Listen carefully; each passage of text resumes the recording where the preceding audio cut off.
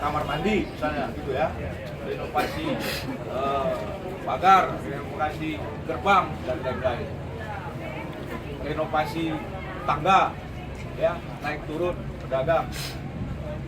Kemudian yang paling penting itu adalah tata kelola manajemen perpasaran di Pancur Batu ini.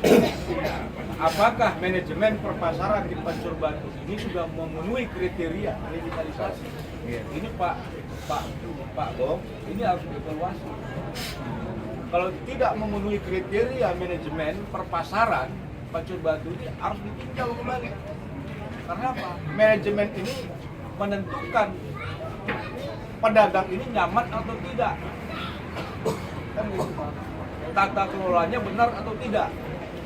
Nah, oleh sebab itu Pak Wagirin, saya juga berharap melalui DPRD Sumatera Utara, tata kelola manajemen perpasaran di pasar Pancur Batu ini juga harus dikaji kembali Pak Wagirin, ya. Supaya apa? Supaya ini beres semua. Tidak ada yang merasa dirugikan, tidak ada yang merasa dizolimi, ya, tidak ada yang merasa diperlakukan tidak sesuai dengan undang-undang, peraturan-peraturan, perda-perda yang ada. Semuanya harus mengacu pada peraturan-peraturan. Itu harapan saya. Yang kedua kepada teman-teman Apsindo, khususnya Apsindo yang pasar Pancur Batu, berikan kepercayaan sepenuhnya kepada DPRD Provinsi Sumatera Utara, DPRD Deli Serdang yang diwakili oleh Pak Dani dan pemerintah kabupaten. Ya, kita ikuti musyawarah. Jangan lakukan tindakan-tindakan yang kontraproduktif, tindakan-tindakan yang melanggar hukum. Kita hargai itikat baik Pak Wagirin, Pak Dani, Pak Bupati, beserta Pak Camat. Kita hargai itu. Ini adalah proses advokasi. Saya Pak Wagirin, Pak Camat, ya. Saya kebetulan di sini tidak dalam kapasitas sekretaris Golkar, ya, tapi sebagai pembina Apsindo, ya. Aspirasi ini saya terima, ya, dari teman-teman, langsung saya salurkan kepada Pak Wagirin, ya, karena saya anggap ini penting. Nah, Apsindo ini tidak hanya mewakili anggotanya, Apsindo ini juga mengakomodasi aspirasi para pedagang seluruhnya. Oleh sebab itu, kita semua di sinilah pedagang. Beri kepercayaan kepada Pak Wagirin, beri kepercayaan kepada pemerintah kabupaten, Pak Camat, dan semua instrumen pemerintahan yang ada yang berwenang dalam tata kelola perpasaran di Kabupaten Deli Serdang, khususnya di pasar Pancur Batu.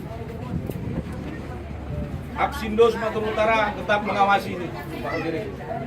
Ya, kalau Pak Wagirin mengawasi kegiatan pemerintah, Apsindo akan mengawasi apa yang dilakukan oleh Pak Wagirin bersama pemerintah.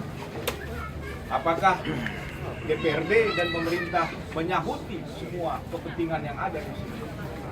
Kami berharap semua kepentingan yang ada di sini tersahuti. Ya, tidak ada satupun yang merasa dirugikan. Kalau perlu temboknya diruntuhkan, runtuhkan, dibangun kembali. Itu konsep relokasi. Sebenarnya relokasi itu adalah bagian penting dari revitalisasi. Tapi relokasi yang digunakan oleh pemerintah Deli Serdang saat ini, saya nggak tahu. Konsep relokasi itu adalah pemindahan sementara pedagang-pedagang, sementara pasar yang utama itu sedang direnovasi, sedang dibangun kembali. Nanti dikembalikan dia ke pasar tempat dia berjualan setelah selesai dibangun kembali. Tapi kalau direlokasi semua, nah itu memang jadi problem, pasti keberatan. Nah, jadi konsep revitalisasi, konsep renovasi, konsep relokasi, konsep tata kelola pasar di Pancur Batu ini harus dikaji kembali. Ya, harus dikaji kembali. Supaya apa? Supaya penataan kawasan Pancur Batu ini juga nyambung ya. Jadi tidak hanya melebarkan jalan, tapi pasar ini juga ya harus ditata dengan baik. Kalau jalan lebar, pasarnya maju, saya kira Pancur Batu seperti yang diceritakan tadi dengan apa tadi Pak? Forum apa tadi?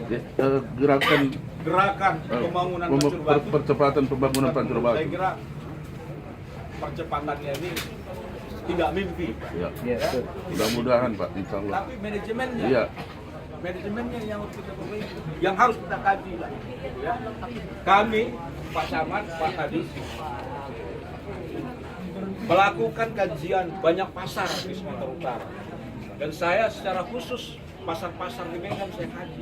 Banyak problem, Pak. Bukan seperti begini, bukan hanya soal pagar-pagar gini saja. Banyak problem akibat dampak dari revitalisasi pasar. Jadi problemnya besar. Karena apa? Karena manajemen yang salah. Manajemen hanya untuk menguntungkan orang-orang tertentu. Bukan manajemen menguntungkan para pedagang. Nah, saya kira Pak Wagirin, Pak Dani, Pak Gong, Pak Camat, kami percayakan pada bapak-bapak sekalian untuk menyelesaikan masalah ini. Ya, untuk menyelesaikan ini ya dengan waktu sampai bulan 3. Gitu, bulan 3 ini. Artinya persoalan tembok ini harus ada jalan keluarnya pada bulan 3. Ya. Ya kalau tidak mungkin kita akan tetap tuntut kepada Pak Wagirin maupun kepada pemerintah. Bentar Pak. Ya.